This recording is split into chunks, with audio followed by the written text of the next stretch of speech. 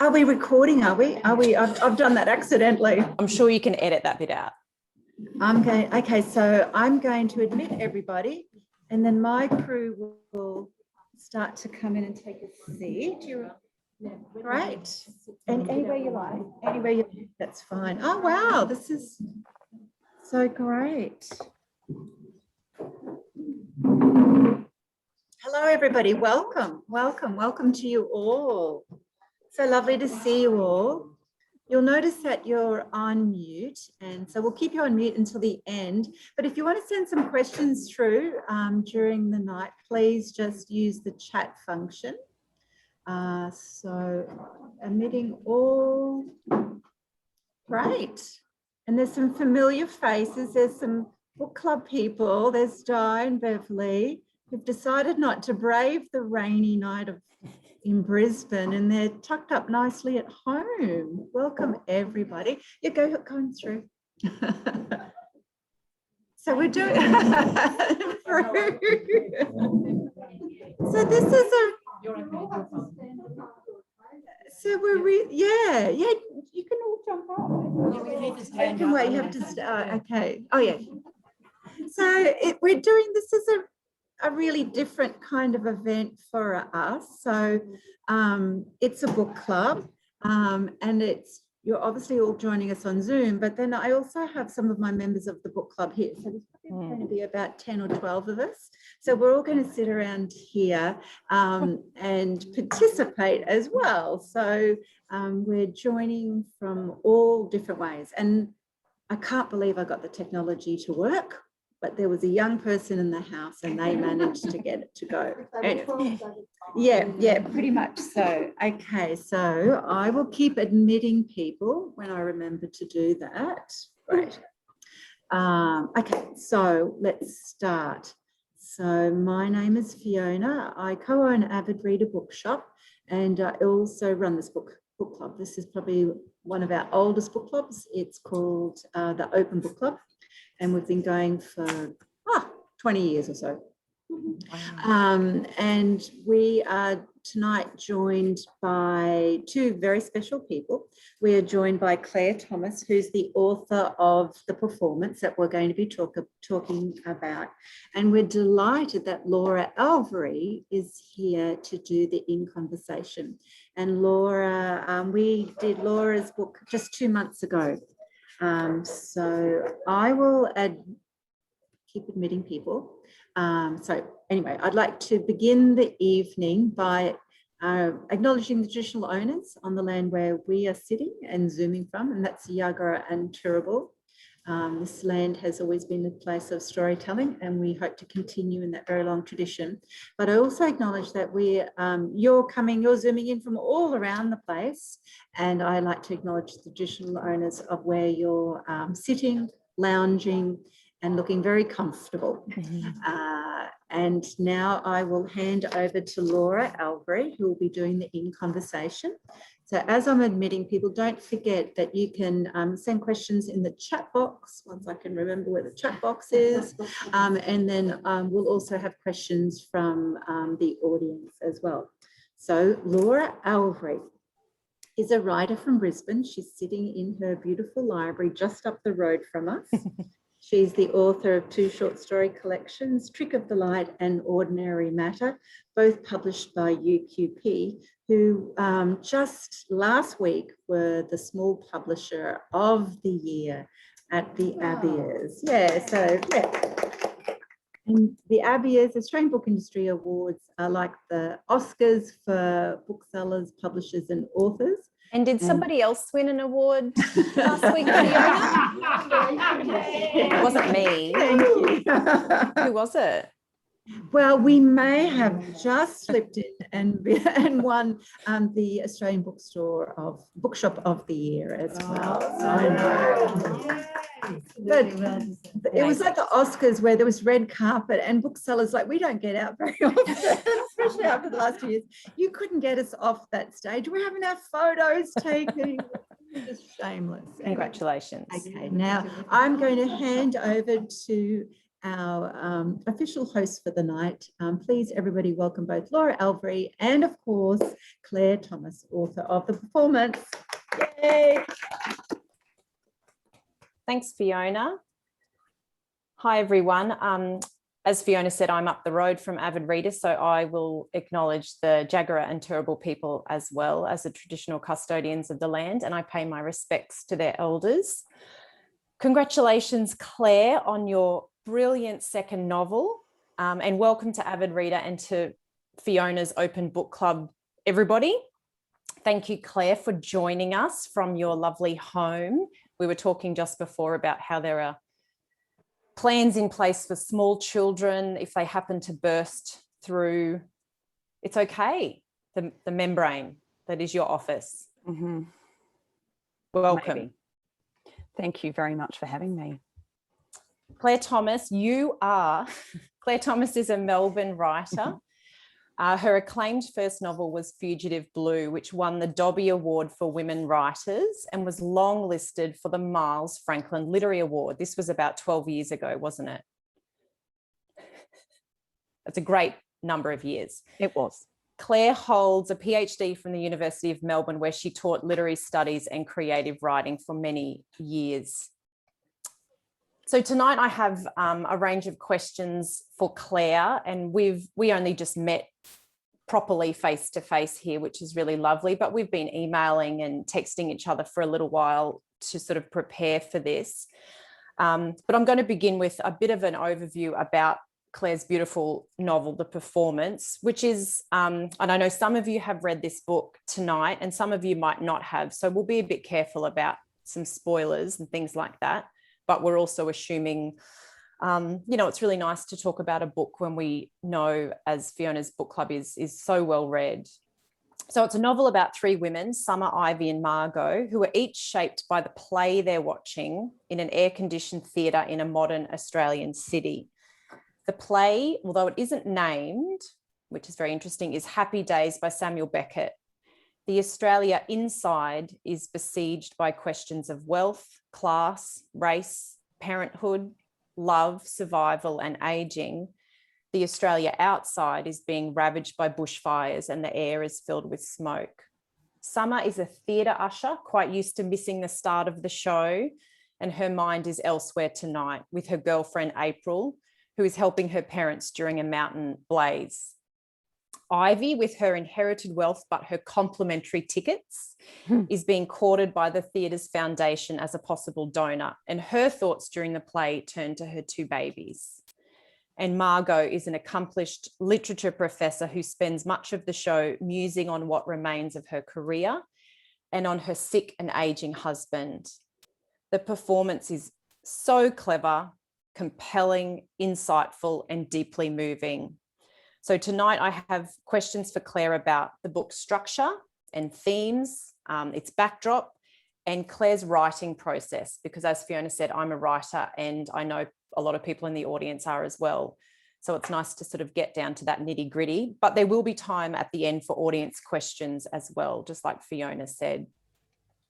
So I thought, Claire, we will begin in the theatre. Thank you for that gorgeous summary, can I just say? Oh, that was lovely. It's I've heard a few of them and that was a goodie. Great. Thank you. And as I did say to Claire before, when I heard the premise for this book about a year ago, I think when someone was spruiking it on social media, I just honestly went, oh my God, I wish I had thought of that premise. The idea of shaping a whole novel around a very short time frame, which we'll talk a bit more about later. And I know you have a love of theatre, which we'll talk about a little bit. But I was thinking the other day, it really is one of the few times being in a theatre when we're with others, but we're focused, but we're not talking, we're not looking at our phones, nobody's able to immediately access us or check on us. And I went to a performance recently here in Brisbane, and masks were compulsory throughout the whole theatre for the whole show. Yeah. Which in Brisbane at the moment, I mean, we all came prepared, but that's not sort of what Brisbane is right at the moment. And I thought about the change that made to how I could express to the performers on stage how I felt about the play, because it did have moments where I was laughing, smiling, crying.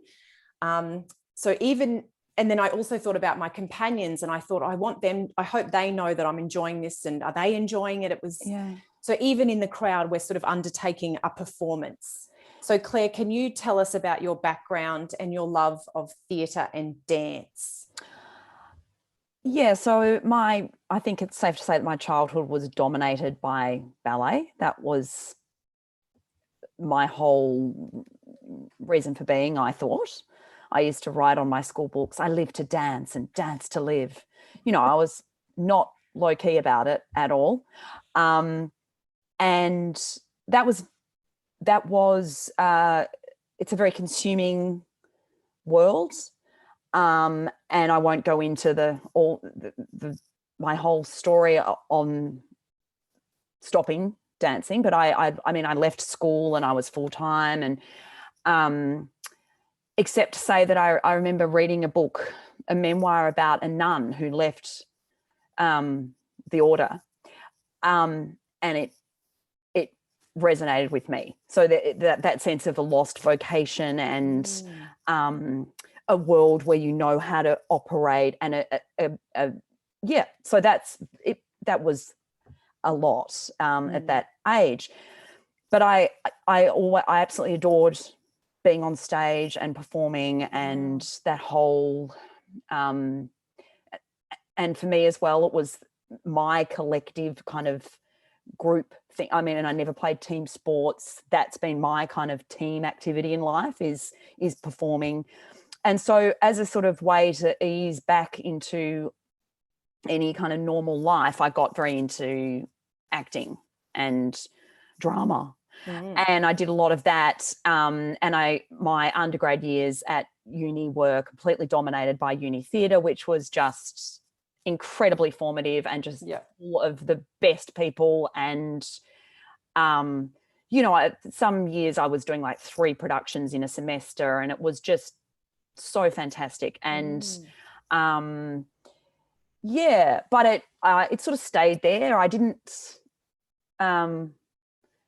love it enough to kind of suffer the humiliations of being an auditioning actor. Like it's quite, I remember the last professional audition I went to was for an ad, and I had to take my top off and do a like 360 in my bra. And I thought, I don't think I want to be an actor that much. And you were like, what is this ad for? And it had nothing to do with taking your top off. It was for a plumbing company, and there was something about going, in a bath. So that was great. And so that was, I'm out.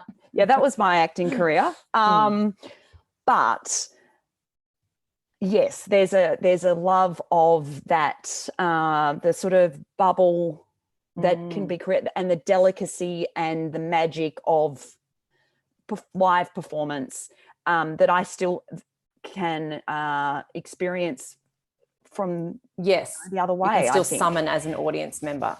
And so all those things you say about that kind of, I mean, I love that you want to respond to the performers. I don't think all people in the audience are that considerate or aware as you.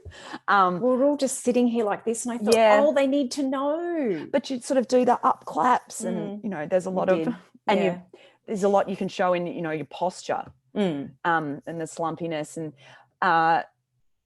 so in this novel I wanted to capture the sense of that, the transformative sort of spatial and containment, and running late and slipping into your seat, that whole thing of like switching into that zone. Phones off, air conditioning's on, and it's and you're stuck, like the person on stage. There's a mirror going on obviously there, and also, as you said, that the sense of there's a kind of false intimacy to that collective art experience, that you're so close, and especially now that's got a new sort of tension that it didn't have when I was writing the book.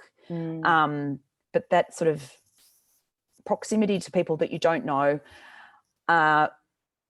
and also, of course, then you don't have a clue what's going on in their minds and what they're really seeing.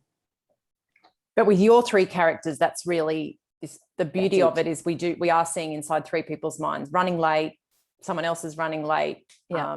The person next to you has their elbow on the seat, and you know. But each of your three main characters, we begin with them, and we have these alternating sections in sort of like in the first act. Yep. Just like in the play. Mm-hmm.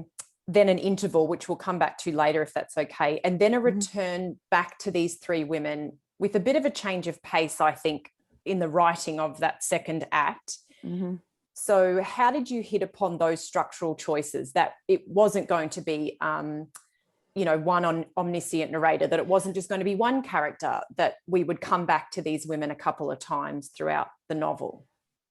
Yeah, that's interesting. I never considered just having one person, but that would have been intense. I always thought I'd have three. Again, I don't know why. Probably because I like odd numbers, and 5's too many, 1's not enough. 3 seems. And there's a lot of triangulated relationships in the book as well. So I'm kind of interested in that kind of relationship dynamic. But yeah, so it's 2 acts, as you said. The play is in 2 acts, and the first one's longer. So I decided I'd break that up into 6 sections, and then the second act, it's just 1 chapter each. And that was just my way of kind of containing the material. And it's funny when you said about the idea of writing it all from the perspective of people in a theatre. And I had the idea for years, and Really? I couldn't kind of get started. And I just was always scared that a book was going to come out that was written from the point of view of people watching. But luckily that didn't, fear is a good motivator. Well, that's right. But did you have false starts with it, or you just had it in your brain? Yeah. Yeah. Yeah. And once I wrote it, it was quite committed and not too long process. Yeah. Because I'd been nutting it out for so long, I think. Yeah. Yeah. And the novel's scaffolding is this unnamed, I'm correct, aren't I? It's never named. Happy Days by Samuel Beckett, which was released in 1961 and still is being produced and, remains profound, but still very opaque, or to me anyway. And Beckett was extraordinary, clearly, and, we're still talking about him. The plays are being produced. And in Happy Days, Winnie opens on a woman who is stuck literally in a mound of earth. At the opening of Act 2, she's stuck even further up to her neck. So before that, it's up to her bodice. And it's interesting how directors seem to, they follow in a lot of the photographs of the plays. We still see Winnie in this, they might dress her differently. The handbag's different, the hair's different, but she is literally stuck for the entire play. And you alluded to this earlier, Margot, Ivy and Summer and everyone in that theatre is semi-stuck. But do you see each of those as having similar predicaments, even on a smaller level? Oh, I suppose. The play, for me, that central image is an incredibly powerful and resonant one, a woman stuck in the earth. And I know you've seen it. You've seen it in performed live as well. Yeah. Where did you see that? I saw that in 2009 at the Malthouse Theatre in Melbourne with this incredible actress called Julie Forsyth, and it just, her face and her voice, I feel like I was more focused on the play than the characters in my book. But you never know. But it's an engrossing, just symbolic vision. Shocking image as well when the lights come up. And it's extremely bright. It's, the harsh light is one of a key stage direction. So I think anyone could riff on the sort of metaphorical potential of a woman stuck in the earth. That's just loaded. So there was that, but also what she actually talks about is extremely broad, and she covers a huge array of ideas and concerns, and some of it's about her experience and what's going on, and some of it is far broader, and you know, she's thinking back. So it was more that stuff that I kind of echoed in the characters, and I pulled out just little things that I thought would resonate with them. But yeah, I did want there to be some kind of reflection of the stuckness in the predicament of being isolated from the fires and all that they evoke. And for many people living today, there's a sense of futility and incapacity in relation to what's going on with the climate. And I wanted that to be embodied. That kind of that predicament.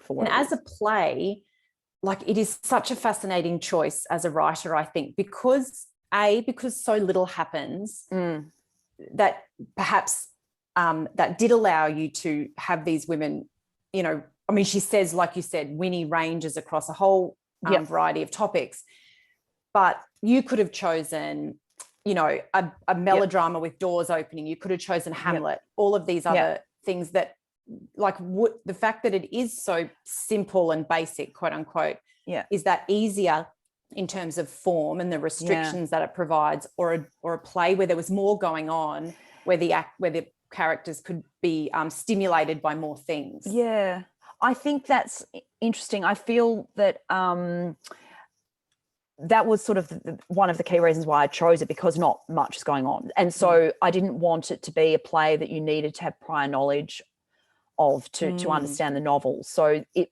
is something that I essentially could explain in 2 sentences. You know, a woman is buried up to her waist. Boom, that's it. Yeah. And then we just hear what we hear. But so if there'd been a lot of characters to manage and stage business, and as you say, doors banging, I think the novel would have been much more consumed with just explaining what they were watching in a more pragmatic way, which I didn't want to have to do. I wanted it to be more sort of intellectually resonant than like, wow, look at that high kick from that girl. You know, like a bit, so yeah, that was good. But I think, and the paradox was, because it's so simple, that there was so much space to go anywhere. Yeah. And some of Winnie's lines now just seem, you know, we're always looking for something that seems prescient 60 years ago, but there are lines in the performance that are quite extraordinary, coming 60 years earlier. Yes, in terms of, and that's particularly about this sun, and she talks about the concept of sort of melting, is that what's happening with the earth, and I hadn't remembered that aspect of it quite so much from when I saw it, and but I certainly wanted to emphasize that in kind of my production of it. You know, my production cares, the production in this novel, that's a thing. And so there's the mound is also looks like a rubbish, you know, a sort of waste disposal problem in the second half. And so it is eerie how some of those lines were on point. And speaking of lines and your production of it, Claire, you've got a little treat because we're not on the radio. Oh yes. Can you show us the copy of your play that you sat with and wrote? Is that right? You sat with this and had to work out the timings. Yes. Who could be hearing that line during her thought processes? Yeah. Can you show that and talk a bit about that this for us? is the that's the copy, and then right. So I don't know if you can see very much. Yep. It says Ivy on the bottom, and then there's some time situations. Yes. 48 minutes. So I kind of had that, and I also had an audio of Billy Whitelaw, who's a Beckett's kind of ultimate collaborator and actress. Yeah. So I could get the time, but as I said, I broke it down into 6 blocks, and then I kind of looked. This bit's strange. It's like there's just it's about the fingernails. She's filing her nails, and Winnie just makes a comment a bit more human. And I've got this whole riff in the margin, like claws of an animal under control, you know. So I kind of, and then it's also Willie picking his nose. I've underlined that, and yeah, so it was definitely. You sat with it. You listened to it while you were writing. I did to get into, because I wrote it in order, and I sort of let's talk about that later. Yep. Yeah, okay. But sort of to get back into each character, I listened to it a bit, but I didn't always. That would have been a bit too constrained, I think, because and I play with it. I mean, sometimes there's like 10 pages and they look up and it's like the play's back again, but it's only like a couple of lines down. Yes. And other times it's a couple of pages and it's been a comparable amount in, you know, so there was Which is the nature of daydreaming when you're in a theatre. That's what I told myself. Yes. Yeah. I agree. That is the Good. nature. Thank you. Thank you for showing us that well-loved copy of your play. And your novel is so rich in themes and motifs. And like, as we were saying, what happens when we watch a play, the reader of your novel gets sort of the space to engage with them, with your themes and motifs on their own time. And one theme in particular, and I'm sure audience members will want to talk about others in particular, that is richly expressed through the character of Ivy, is the different versions of mothering and motherhood and what it's like being mothered. And I love this line you wrote in a Guardian piece a little while ago, that Samuel Beckett called Winnie an interrupted being. And this is your quote. So Beckett called Winnie an interrupted being because she keeps sort of starting thoughts but not quite finishing them, and starting for objects and not sort of using those objects. And you've said this aspect of Winnie's character is compelling. It echoes a common experience of early motherhood, for example, when intellectual focus is fractured and a decent train of thought is an elusive luxury. To which I would add, motherhood that goes beyond early motherhood, that can I just have a thought? Can I just finish this thought without someone interrupting me? I'm speaking from experience here, Claire. Yes. So can you talk about how you developed Ivy's present action and her backstory? Wow. Ivy's she's an interesting character. So she's in her 40s. She's Yep. the mother of a toddler now. Yep. With whom she's besotted And and so has in terms come of into some money. Yes. And that's kind of she's got a lot of money now. She's a philanthropist, but she didn't grow up with a lot of money. And so she's very aware of, as you said, the comp tickets you get, the more stuff you get, the more you have that kind of shitty reality. But in terms of her mothering, yes, she at the moment she's just got this joy. So I wanted to. It's a very unproblematic experience for her, and also she's probably got like really good nannies. So you know, But she is looking on her phone. Yeah, for she photos completely of her loves him. But baby. It really helps if you could have someone like, you know, Yep. God, she's got people. She's got people. Yeah, I mean, she would for sure. Just in terms of what disrupts your brain, it's not always a physical little person pouring at you. It's just the next bit of administration that you have to remember, or the next, you know, there's always a thing. But I have to say, I wrote this book when I had a baby.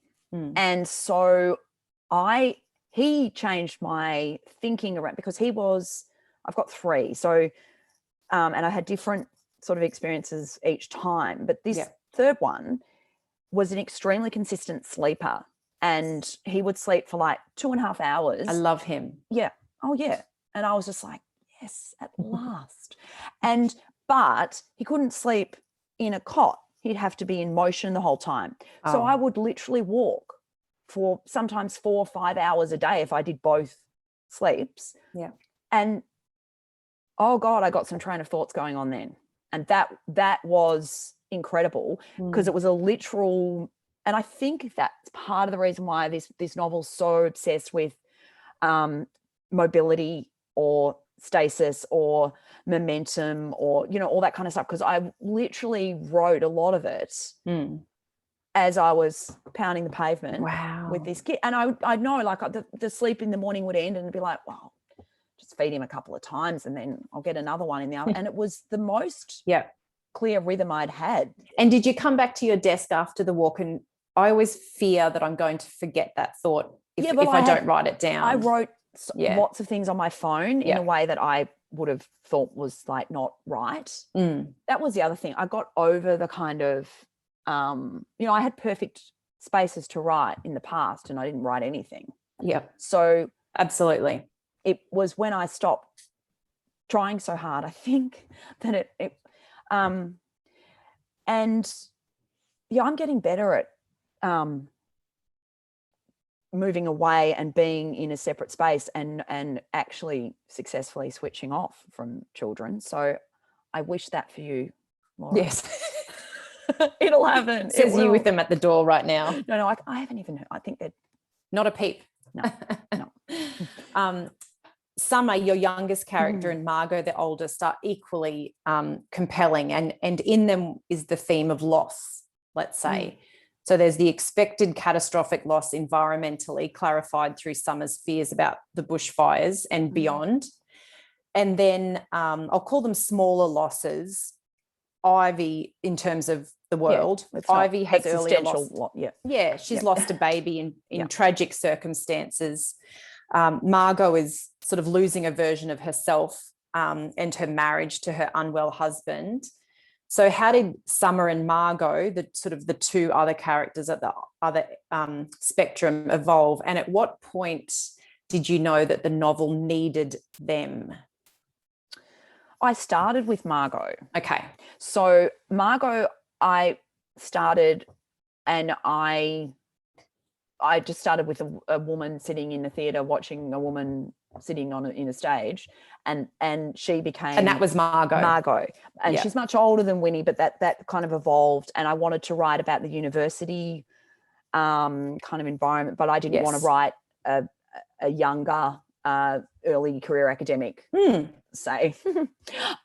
So I, for example, a sessional academic. Just for example, I wanted sort of to displace that world that I knew, but use it differently. So, and then Summer was next. So, because I didn't want to just have audience members that were all simply ticket holders. So, I wanted to have. I thought the usher was and I worked as an usher at one point. And the person who always misses the first bit. So she always misses lights up on Winnie, but has seen the rest of it many times. Yeah. And that kind of repetition, you know, of her job. And I forgot what the question was. The point, I was asking what point you knew the novel needed them. You started with Margot. Then you wanted a non-ticket holder in Summer.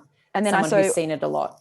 Yeah, so I kind of had a 20-something, and then I wanted a woman on the cusp of retirement, and I was like, well, I'll split the difference and make it a kind of, which that just felt interesting to me, and it kind of meant that it is interesting. I could kind of put anything. There was always someone who I could kind of give the thought to that I wanted to. And like you said, you've been a theatre usher. Yep. Ivy's a new mum, and you have worked in the academic spaces, and yes. So I became comfortable. I was comfortable with them all. Yeah. And we've spoken about the genre expectations of a play translating into the acts of your novel.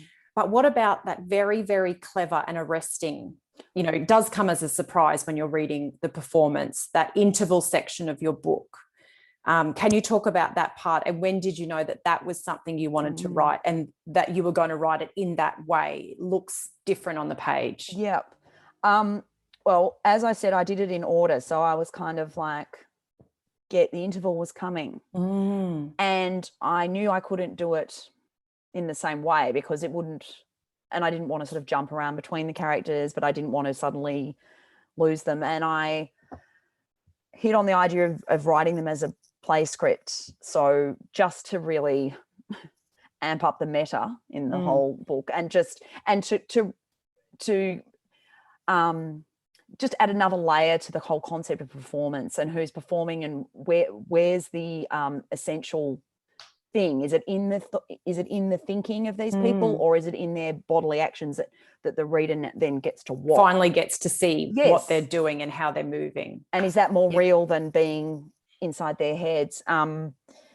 So yeah, that was fun. And I also, it does look different on the page. And that was really great. Like it looks like a little document. I wanted it to look like a little one-act play had been like slotted inside the novel. So the page numbers stop, don't they? For a little there's no header and footer. No header and footer. But I think there's still page numbers. Yeah, Maybe there probably shouldn't be page numbers, but that would probably be a bit too And I did hear you say something interesting about the US edition. It's called the intermission. It's called, that was the only thing they changed. That was the only word they changed, which was good because I sort of had this Americanization edit that was coming up, and I was concerned that they were going to change every kind of nappy to diaper and whatever. But bin chicken, all of those. Totally. But it was just interval to intermission was the only thing. So that was good. Easy. Yeah.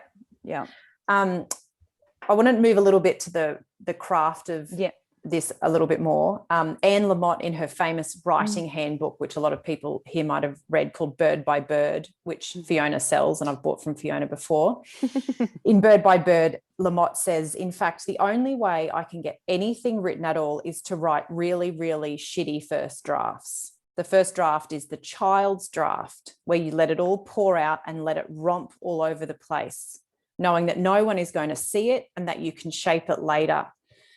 I know a lot of writers who work like this, but I gather from other interviews that you don't chuck up shitty first drafts, which is amazing to me. I'm fascinated by this. So what was your writing process, or what is your writing process? Well, no, I couldn't stand that. And can I also say that she says, I think, on the next page, and I remember reading this in Bird by Bird because I was so happy to read it. And it's something like the complete opposite, that you actually painstakingly get as you go along. And she kind of talks about both versions, which is, I was like, it's okay, because the shitty first draft is so indoctrinated as the only way. And there's a bit of suspicion around any other mode, but I think that was why I couldn't write for so long, because I couldn't I literally can't handle like leaving a sentence that I don't like there. Wow. That's not to say that I don't fix it, but I just so I literally started at the start and wrote it chapter by chapter, and so and each chapter was very polished before I wrote the next one. I really admire that. I really do. Well, no, because it's quite constipated and, like... But it's all that thinking time, isn't it, that you'd had? That's right. And you can only do that. But even with all the thinking time, I still have that joy of writing, and then something comes up and there's this connection going on that you don't, so because I had some parameters, but really I went all over the place within the parameters. So I didn't know what would happen other than that chapter was going to have to be that chapter. Yeah. So you still got surprises as you were writing. Oh, absolutely. Absolutely. That's lovely. Which is just, that would, that would be awful if you Mm. kind of were so controlling that you planned out every cent. I mean, I don't even know how you could do that. No. I mean, you couldn't. There'd be no flow whatsoever to the work. I have no idea how people do that.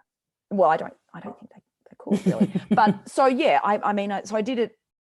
And then it also meant that when I finished it, it was finished. Yeah. And you knew the end of it. See, this is the other lovely thing about this restriction of form. Oh, yeah. The play ends. Yeah.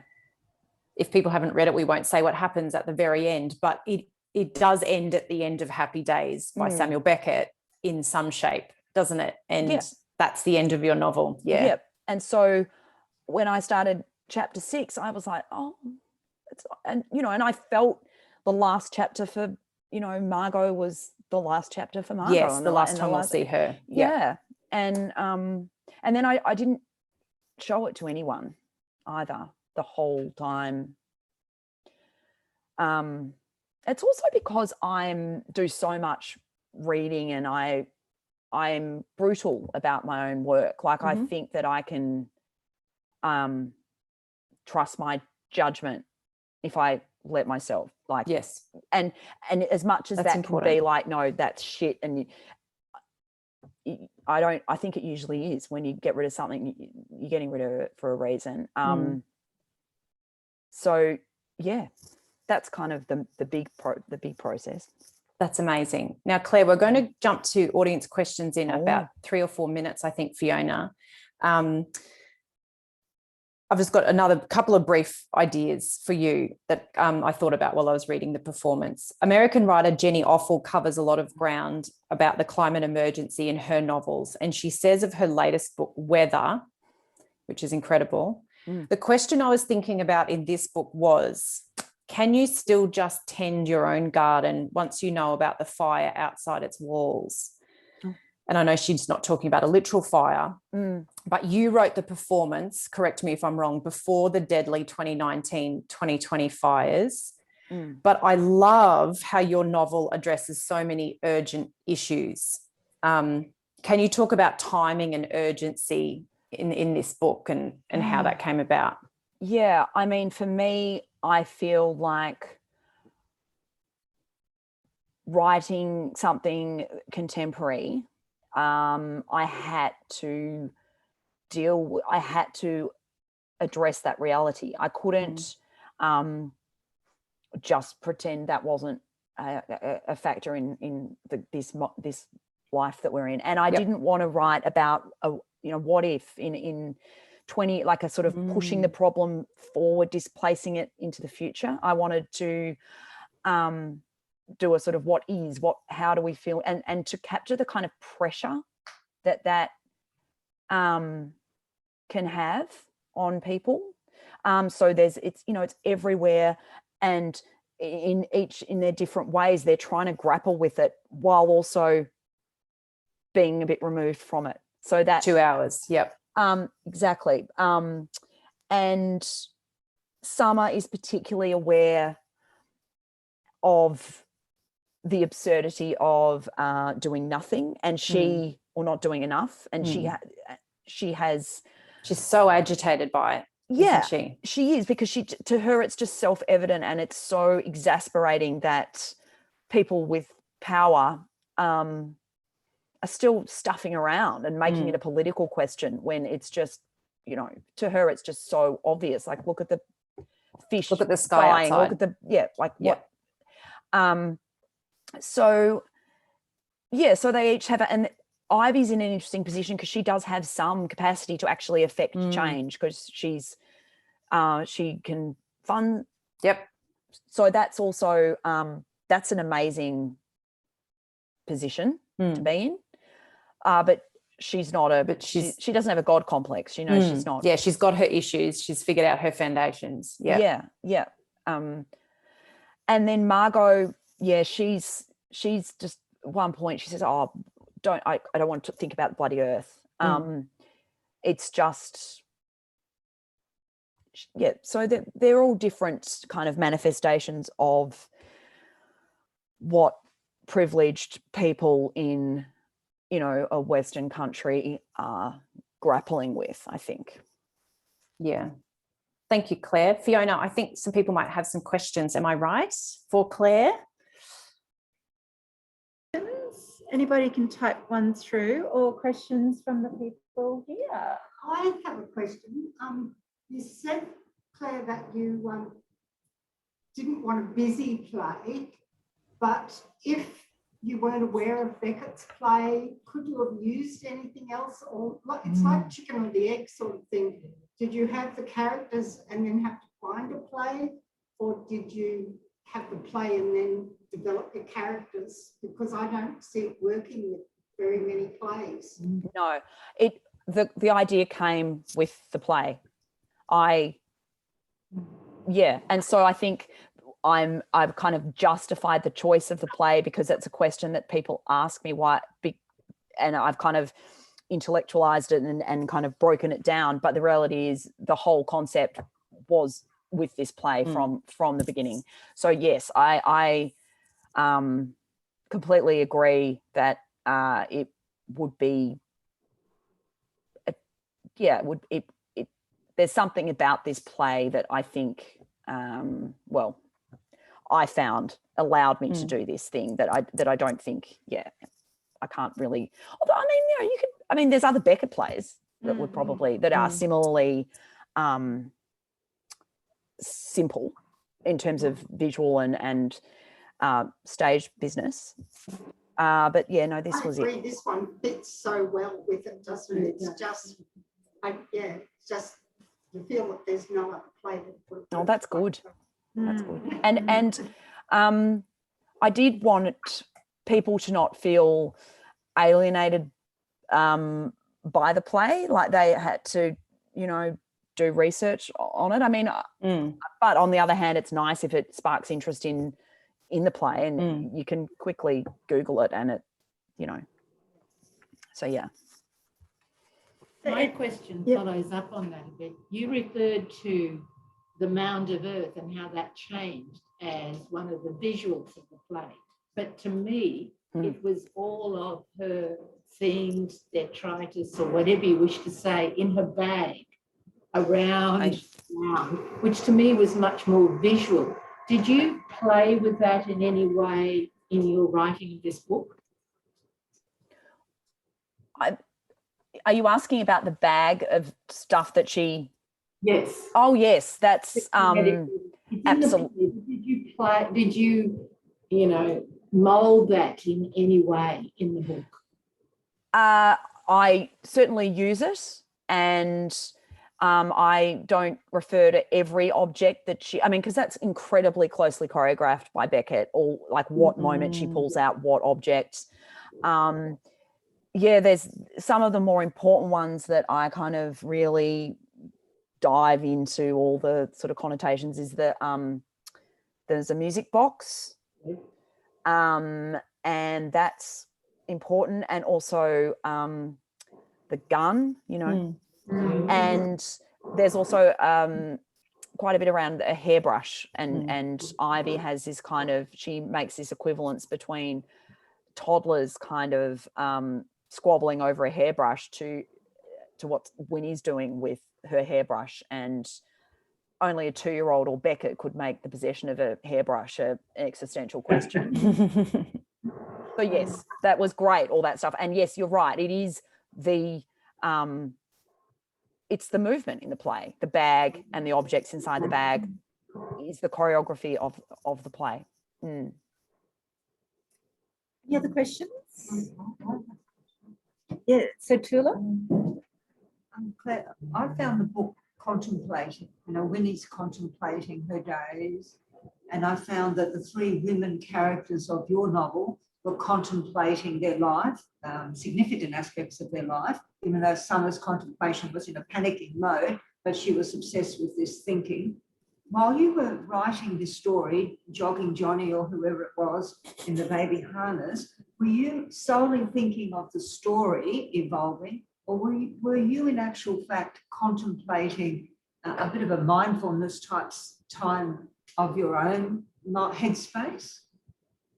It made me contemplative, put it that way. And I'm just wondering, when you were writing, was that the case or not? I don't even know what it would be like to have a still brain.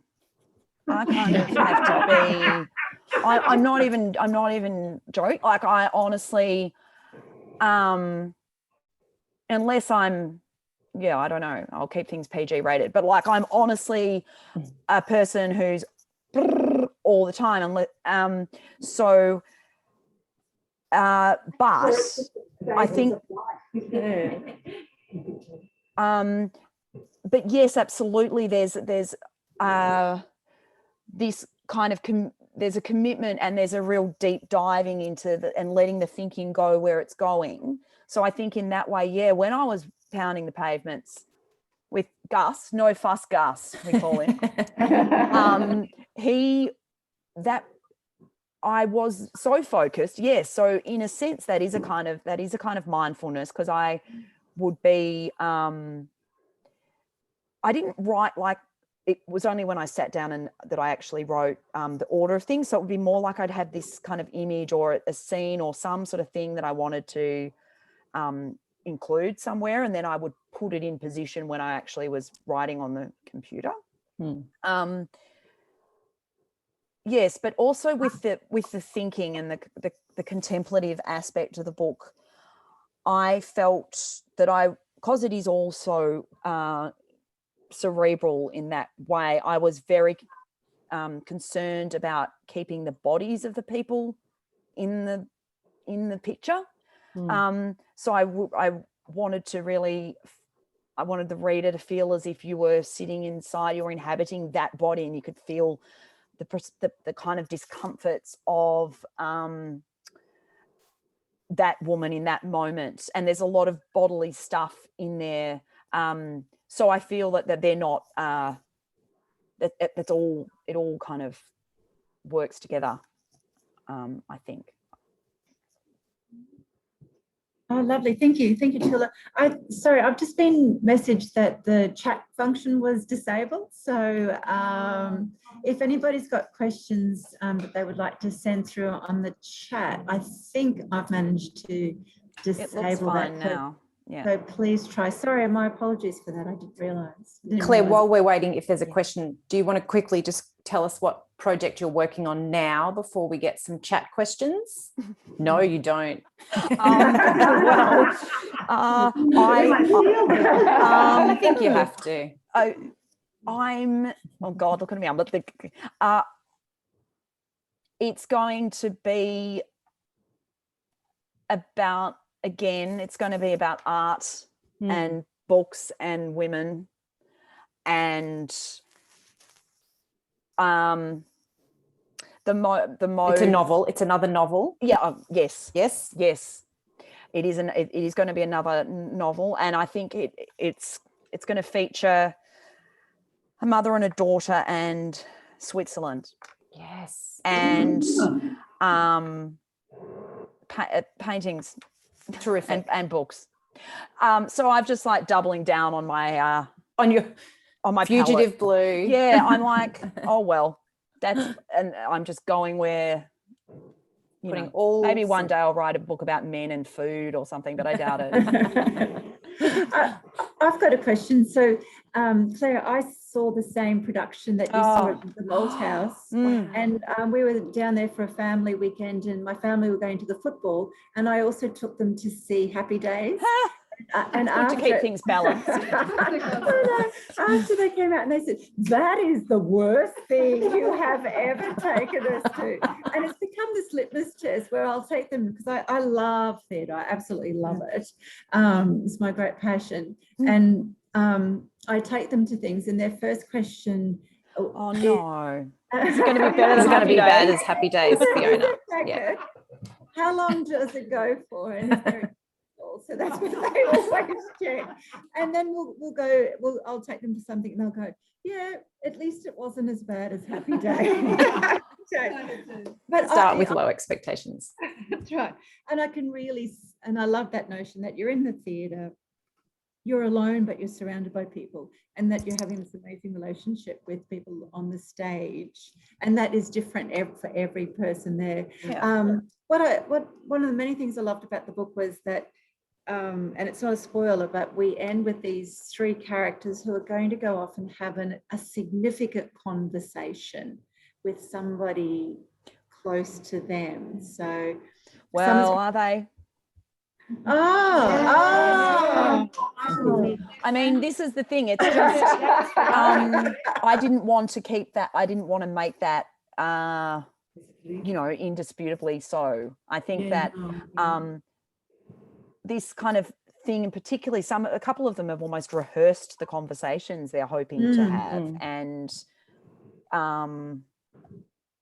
whether or not they do that is unclear. But yeah, okay, no, but I'm. It's great if you think they do, and they are. But it's also great if you think they leave and absolutely nothing changes. That's also possible. Claire, I'm so pleased you brought that up, because I was wondering how to bring that up to you, to sort of say, I don't think any of these people will follow through. You know, Well, so there you go. I Different doing exactly that, making all these grandiose plans to, I'm going to do this, and then getting out of the theatre and thinking, oh, real life hits, and I'm not going to do it. So, some of the scale of what they're trying to change, you know, varies as well. I mean, in terms of certain aspects of certain relationships, even just a small shift could be quite transformative for them. So I think there's a sort of spectrum of what might happen, or how they may respond or adjust. But I think there's also the reality of all the, you know, what we think is very different to what we actually do in all ways. So yeah, it's unclear deliberately. Claire, there's a question from Sarah in the chat, if that's okay, Fiona. Shall I read that one? yes, that'd be great. Sarah asks, what have you read lately that you loved, or a book that has been had a literary influence on you? Thank you, Sarah. Is this Sarah Bookstagrammer Sarah? Sarah Dowd to everyone. I don't know what her real name is. She's just. Oh yes, she says yes. Hello. Wherever you are, I can't see you. Oh, look, in terms of books that's so there's so much. I'm actually I've got my reading kind of diary next to me, because I was worried that, so as I said, there's a Switzerland situation going on, and I'm reading, like right now I'm reading a Muriel Spark novel that's set called The Finishing School, which is set in Switzerland, and it is absolutely like brilliant. And I've read Anita Bruckner and Nabokov, Transparent Things, which is like this exquisite horror of a book. It's got the sort of mother-daughter fetish thing of Lolita. And yeah, so there's been a lot of that kind of stuff going on, which is very obscure Research reading. Yeah, but like loving it. I have to do that, and I just adore doing it. Yeah, I could go on with that, but I feel quite private about my reading. It's an interesting part of this being a writer in the world now, and there's I'm still trying to work out how much to kind of support, or how much to share, and all that stuff with other books, because I don't necessarily read a lot of new releases. I mean, I do read some, but they might not be the ones that, you know. And when you're in research mode for a new book, exactly, limited time, isn't it? I just want to be consumed in that particularly odd little headspace. But I was just at the Sydney Writers Festival, and God, that was a joy. And there are a couple of people there whose books I think are incredible, and they're also incredible in person. Maria Tamarkin's Axiomatic. She just cannot. She can't say anything boring or think anything boring. She's just incredible. And Evelyn Araluan's Drop Bear. She's a force to be reckoned with, that woman. Incredible. So yeah, that's my answer to the reading question. Thank you, Claire. And there's a question that's come through directly to me. So we maybe, do you guys have any other questions here? So we might end with this one, if that's okay, Laura. So it's from Bianca, and she wonders what Claire's book promotion and book tour looks like, any festivals, events or talks planned. And P.S. Waiting for Godot is Bianca's favourite Beckett. She performed it once wearing a poncho in a theatre in Townsville. I believe all of Gorgeous. that, Bianca. Beautiful. And Bianca says your book is a brilliant premise and that she loved it. Oh, thank you, Bianca. It's funny, I've got quotes from Waiting for Godot in my first book, Fugitive Blue, and not very many, but there's a character who's doing a production of it. Anyway, so I'm across the getting permissions from the Beckett estate. Sorry, what was the question? You went to Sydney Writers Festival. How's the promotion been, and what else are you working on? Okay, yeah. Talks so and there's things been next. a lot of interviews and radio stuff, and yeah, Sydney was the first. Oh, I was actually able to have quite a big, beautiful book launch in Melbourne, and it was like a week after we had this weird kind of 5-day snap lockdown at the end of February, and so that was sketchy, but it happened. And for many of the people there, it was one of the first kind of post-COVID things that happened, and that was like a perfect dream, honestly. And yeah, I've been doing a lot of interviews, radio things, podcasts, IGTV, various bits and pieces. And yeah, there's festivals coming up. Some of them haven't been announced yet, so we're not meant to say that we're going to them, but you know, yes, it's going to be fun. Great. Okay, well, thank you all so much for joining us from all around Australia. Thank you, Laura, for doing a wonderful in conversation. Thank you so much. Thank you. Oh, thank you. My pleasure. Thank you. And of course, Claire Thomas, thank you so much for coming this evening to us. So I'm just going to see if I can unmute people. I wonder if I can do that. Do you think I can do that? Mute all. Thank you. Okay. So now we can give everybody in Zoom land, and oh no, I've just muted you all. Mute all. Oh, I think you have to unmute yourselves. And if you can do that, can you do that? Yep. And then everybody, yep, if everyone unmutes themselves, we can all give Claire a big round of applause. Yay. Thank you, Claire. Thank you. Thank you all for. Hello, Mummy. Hello, darling. Hello, Daddy.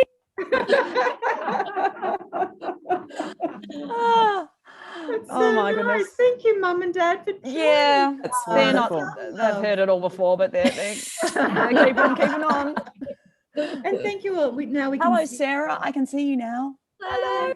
Oh, and you've got one of your book club people. tribe. One of them's here. And Michael, hello. Oh, how lovely. Oh, that's so Yeah. nice. Oh, thank you. This has Oh, been my one of the sister's good there things. too. Hello.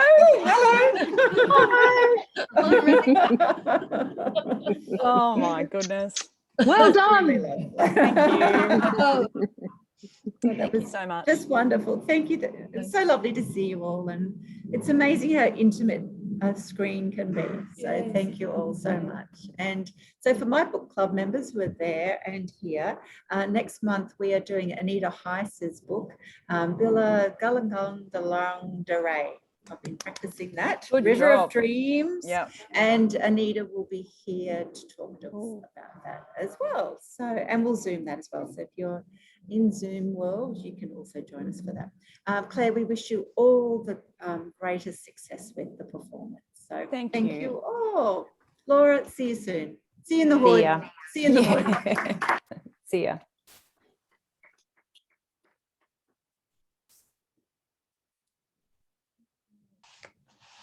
Leave the meeting. I'm such how do we get out of here?